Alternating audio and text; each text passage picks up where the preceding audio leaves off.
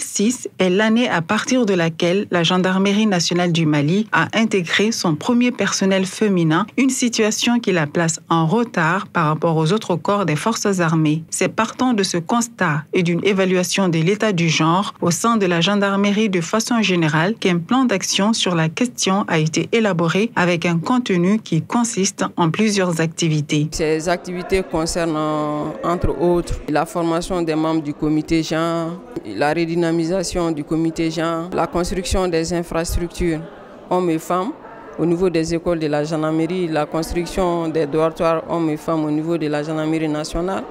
Et en termes de formation aussi, c'est former tout le personnel de la gendarmerie nationale et sur les VBG, les violences sexuelles liées au conflit, les droits de l'homme, police de proximité, ainsi que la prévôté.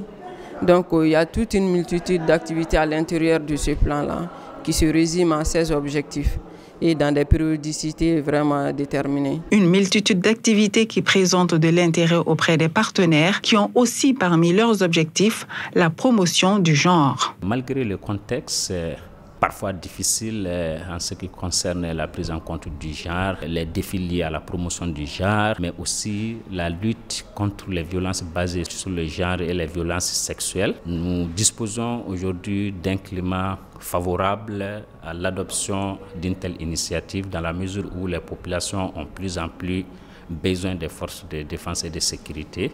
Mais il y a aussi un engouement qui suscite aussi leur adhésion à intégrer les forces.